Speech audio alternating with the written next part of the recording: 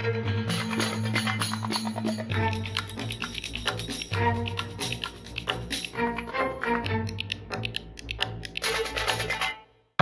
my name is Kevin Fernandez and welcome to my channel, Gamers Genie. Today we're going to learn the spooky, chillingly game, Haunt the House. This 2 to 5 player game designed by Josh and Helena Chappell and published by Kids Table Board Games. Normally, in games that feature ghosts, you usually play as the ghost hunter and your job is to capture the ghosts or avoid them and collect some sort of rare treasure. But in Haunt the House, it is a very unique game. In this game, you take place as the ghost, and you must complete and scare several different ghost hunters out of your house so you can go back to sleep. Gosh, are they tired. Will you be able to scare all the ghosts out of the house?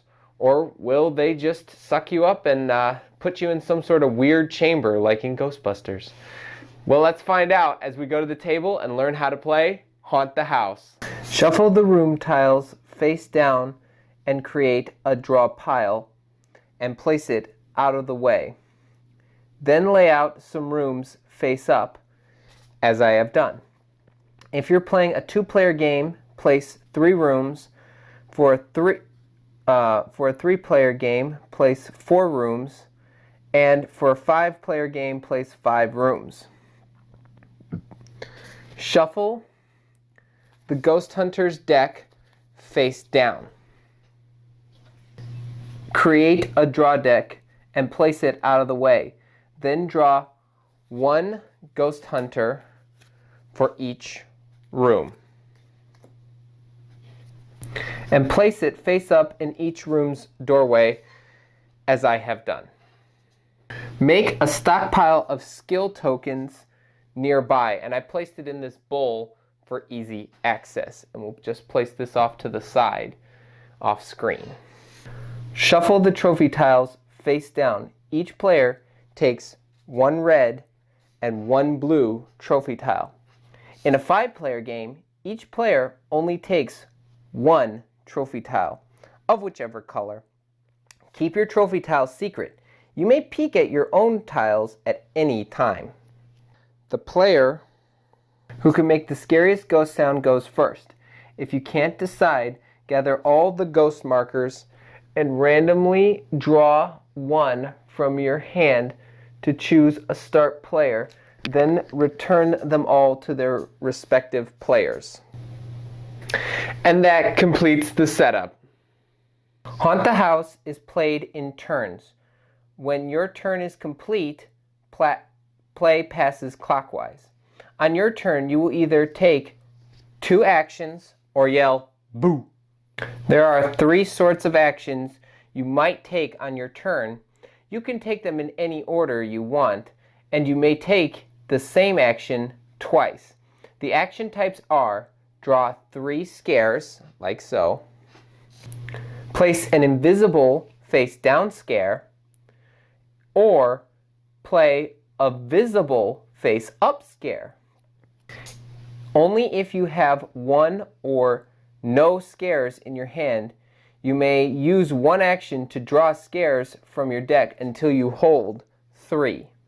Play any 1 scare from your hand face down to a room below as I have shown, adding to any other invisible scares that may have been played there earlier.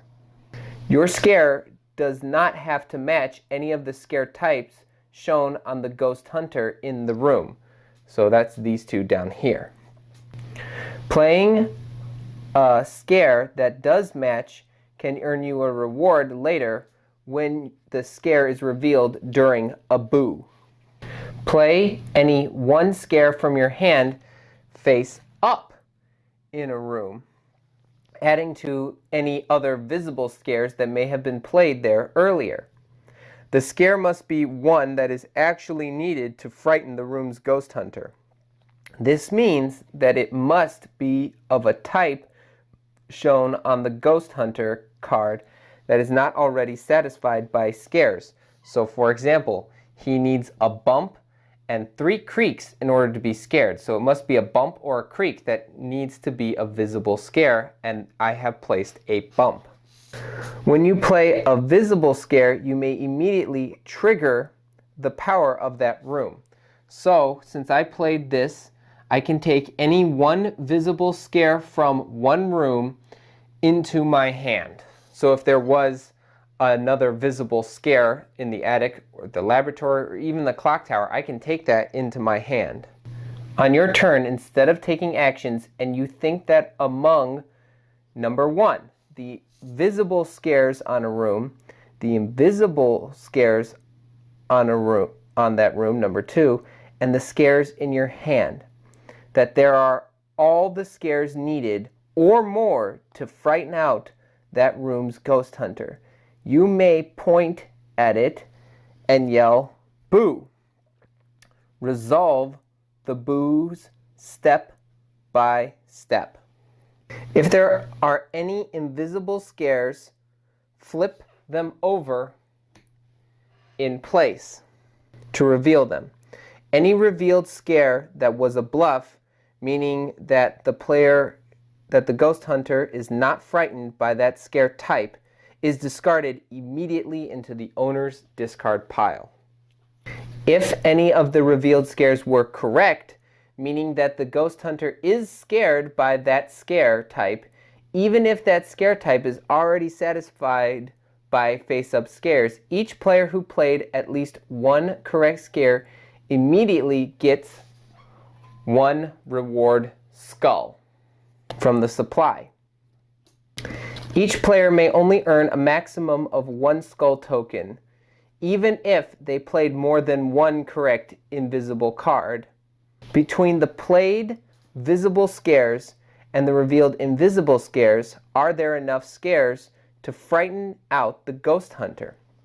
If yes, skip to step 4. If no, proceed with step 3. So just keep following us along.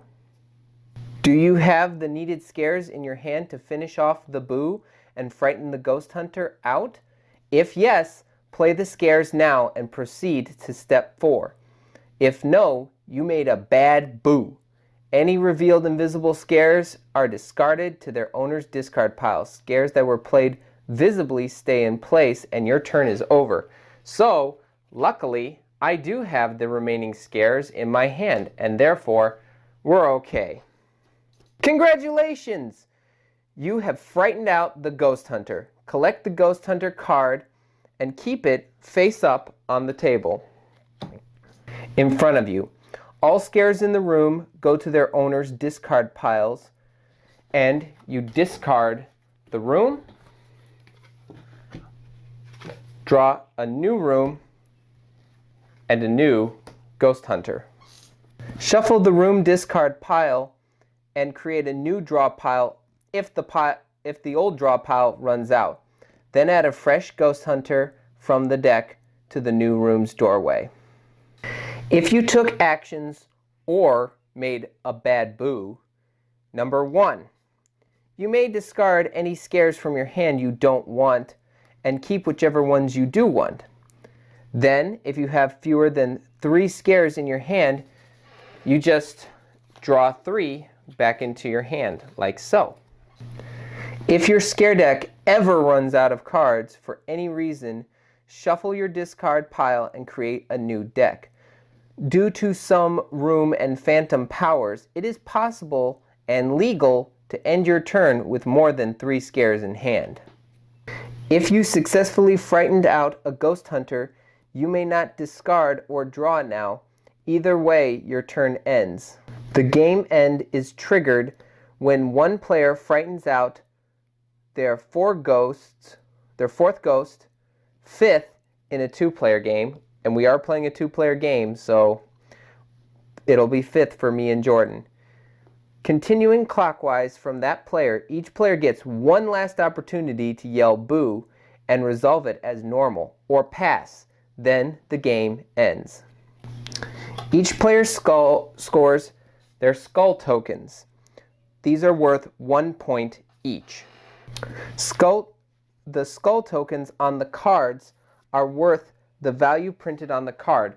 This card has 2 printed on the card, so they are worth 2 skull points if you scared this ghost hunter.